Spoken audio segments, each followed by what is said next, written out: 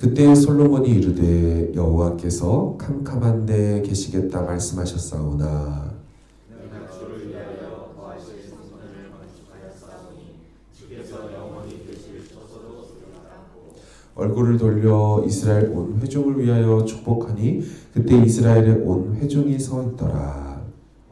이르되 이스라엘의 하나님 여호와를 송축할지로다. 여호와께서 그의 입으로 내 아버지 다윗에게 말씀하신 것을 이제 그의 손으로 이루셨도다. 이르시기를 내가 내 백성을 애굽 땅에서 인도하여 낸 날부터 내 이름을 들만한 집을 건축하기 위하여 이스라엘 모든 지파 가운데서 아무 성읍도 택하지 아니하였으며 내 백성 이스라엘의 주권자가 될 사람을 아무도 택하지 아니하였더니 예루살렘을 택하여 내 이름을 거기 두고 또 다윗을 택하여 내 백성 이스라엘을 다스리게 하였노라 하신지라. 내 아버지 다윗이 이스라엘의 하나님 여호와의 이름을 위하여 성전을 건축할 마음이 있었더니 여호와께서 내 아버지 다윗에게 이르시되 네가 내 이름을 위하여 성전을 건축할 마음이 있으니 이 마음이 내게 있는 것이 좋도다.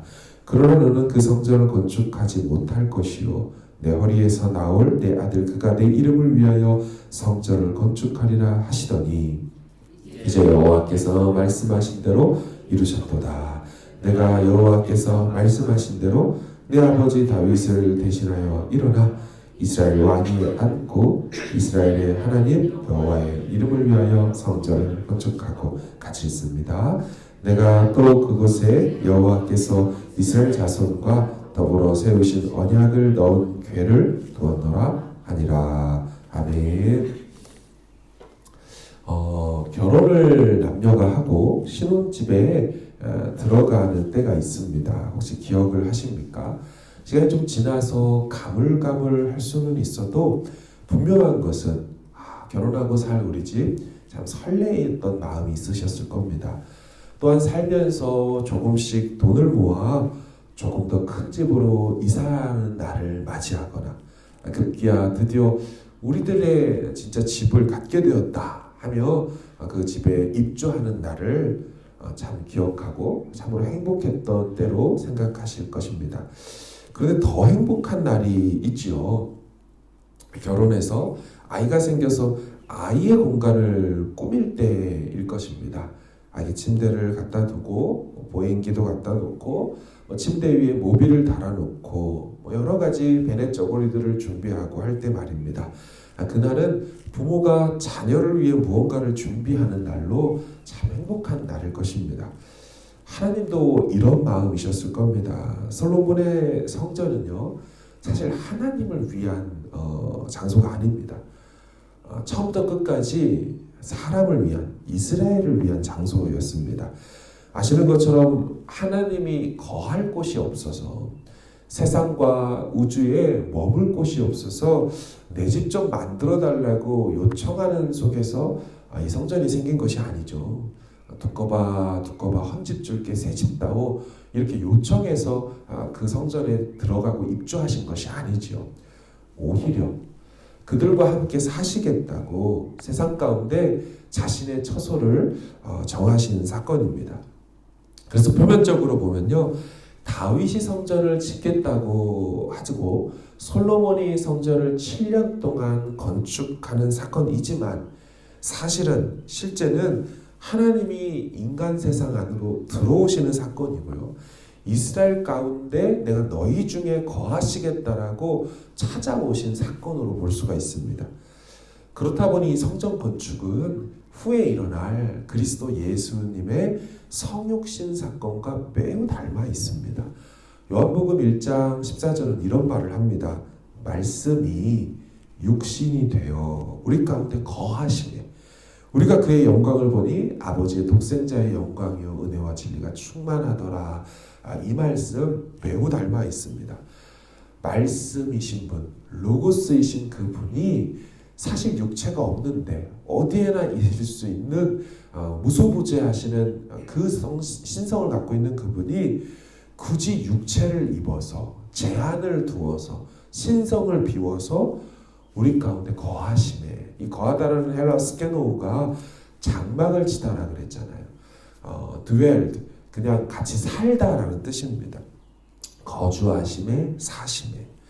하나님께서 솔로몬의 성전에 내가 거하겠다, 여기 살겠다 하시는 것과 예수님이 우리 가운데 장막을 치고 거하시겠다는 것과 닮아 있다는 것입니다.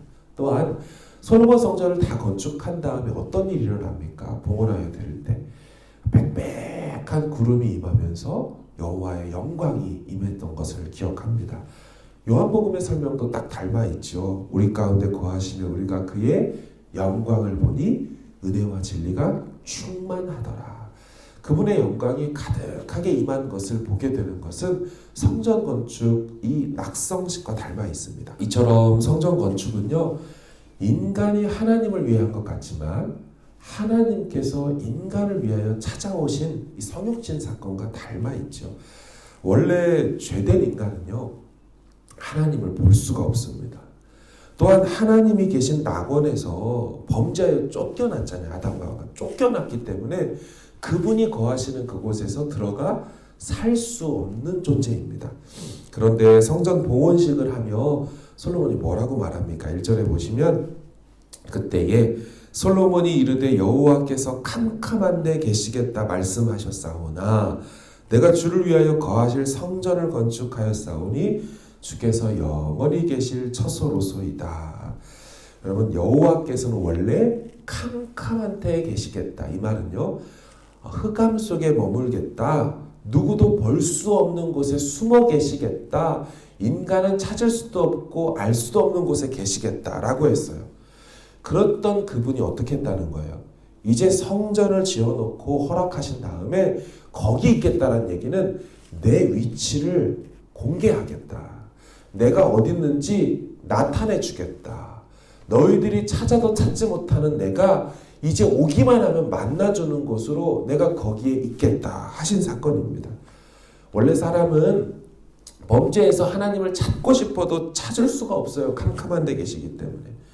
하지만 자기 이름을 두겠다고 하는 그곳에 나오기만 한다면 이제 범죄한 인간들도 용서받을 길이 열리고 과오를 저질렀어도 하나님 다시 서주시고 기억하지 않는다고 하는 그런 길이 열렸다라는 것입니다. 에덴 동산에서 쫓겨나서 다시 하나님과 함께 살 수 없는 자들이 됐지만 성전을 세우셔서 이제 너희랑 함께 살 거라고 얘기하시는 것은 회복이 일어났다는 표시라는 것입니다. 아예 죄 문제를 해결할 제사법도 만드시고 제단도 만들어 놓으시고 제사장까지 구비해 놓으셨으니 이제 너희들과의 관계를 완전히 다시 새롭게 하겠다. 이 마음인 거죠. 그래서 성전은 인간이 주도한 것 같지만 인간이 완공한 것 같지만 하나님이 주도하시고 하나님이 이루신 것이죠. 5절 중반절을 보십시오. 내가 아무 성읍도 택하지 아니하였으며 주권자가 될 사람을 아무도 택하지 아니하였지만 이제 뭐 하시는 거예요? 6절에 보면 이제 예루살렘을 내가 택했다는 거예요. 내가 거할 장소를 정했고 이름을 거기 두겠다. 또 다윗을 택하였다. 또 다윗에게 다스리게 해줬다. 하나님이 택하지 않고 버려주셨던 것을 이제 택하여 들어오고 계시죠. 사랑하는 여러분, 아무리 금으로 치장하고 도배를 해놔도요, 아무리 희생제사를 그곳에서 많이 드려도 하나님께서 내가 거기 거하겠고 내가 거기서 너희 죄를 사하겠고 내가 거기서 내 존재와 영광을 드러내겠다 하지 않으신다면 성전은 성전이 아니 되게 되고요. 그냥 빌딩으로 끝나버리게 될 것입니다. 다윗도 수고를 많이 했고 솔로몬과 백성들도 애를 많이 썼지만 하나님의 영광으로 임재하시기로 인준해 주지 않았다면 아무것도 아닌 그냥 하나의 건물일 것입니다. 솔로몬은 이걸 알았어요.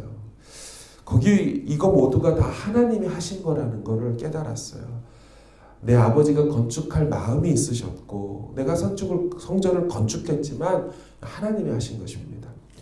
그 마음이요, 이 솔로몬의 낙성식 설교 메시지 안에 막 나타나 있습니다. 4절을 보십시오. 왕이 이르되 이스라엘 하나님 여호와를 송축할지로다.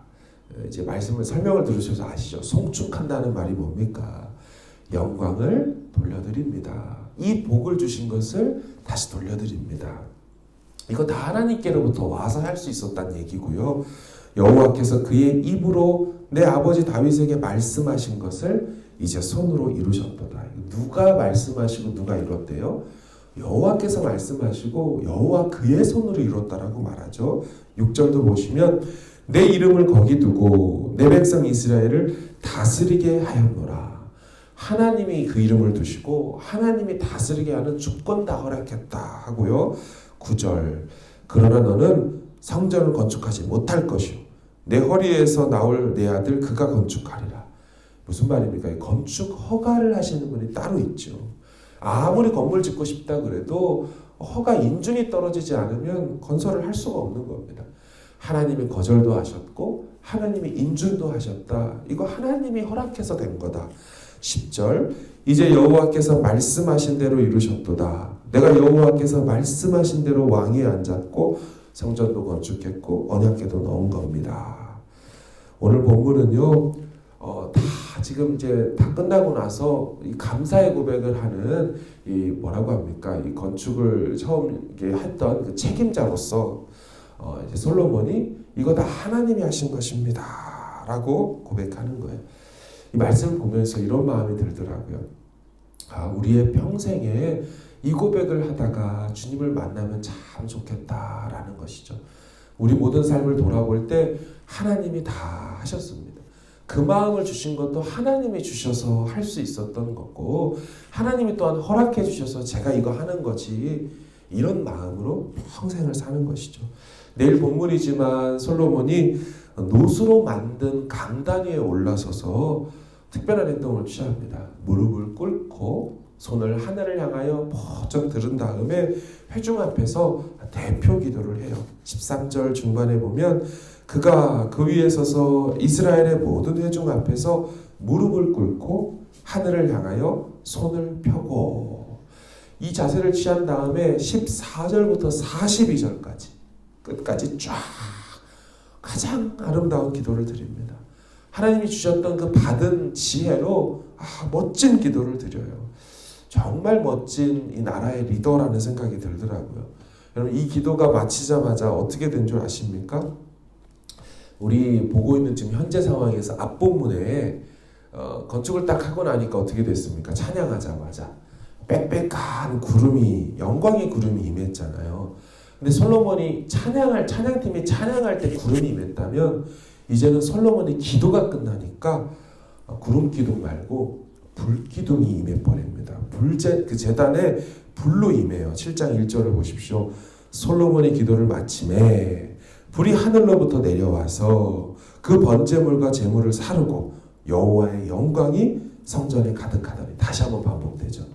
찬양 끝나고 구름이 임하며 영광이 가득하고 기도가 끝나고 불이 임하며 영광이 가득하고 500년 전에 그 출애굽의 여호와 하나님께서 다시 한번 이들과 함께 하시는 장면 뭘로요?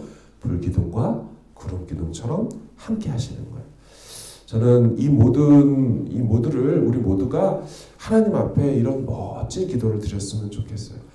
옷을 잘 입고 좋은 차를 타고 다닌다고 해서 멋진 게 아닌 것을 알 것입니다. 새로이 태어난 그리스도인들은 진짜 무엇인지 아는 분들이죠. 새벽에 나와 하루를 이와 같이 기도를 시작하는 게 사실 진짜 멋진 거죠. 처한 자리에서 말씀과 기도로 하루를 열어가는 모습이 사실 이렇게 구원받은 거듭난 그리스도인으로서 참 멋진 모습입니다. 한 줄의 기도를 드려도 정말 하나님의 마음을 감동시킬 수 있는 그런 기도를 드릴 수 있는 사람. 그래서 듣고 보면 저 마음이 참 특별하구나 라는 마음이 드는 거. 그 모습이 진짜 멋진 거죠. 저는 진짜 그리스도 안에서 이런 멋을 누리고 정말 하나님 앞에 드릴 수 있는 우리 모두가 되기를 주의 이름으로 축원합니다. 지금 우리 모든 광명교회에 있는 성도들이요, 이 멋있는 교회가 되고 정말 이런 멋이 있는 가정이 되기를 바랍니다. 우리 자녀들이 세상을 살아도 이렇게 주님 안에서 이 멋을 배우고 이런 하나님 앞에서 한 번의 기도와 한 번의 찬양을 해도 하나님께서 정말 움직이시고 마음을 흡족하게 해드리는 그와 같은 찬양과 기도를 할 수 있는 우리의 자녀들이 다 되기를 주의 이름으로 축원합니다. 우리 같이 함께 기도하기를 원합니다. 하나님 앞에 기도할 때 하나님 이 솔로몬의 기도를 듣고 또 솔로몬의 감사 고백을 듣습니다. 하나님 우리도 이와 같은 마음으로 하나님 앞에서 그렇게 기도하고 찬양하기를 원합니다.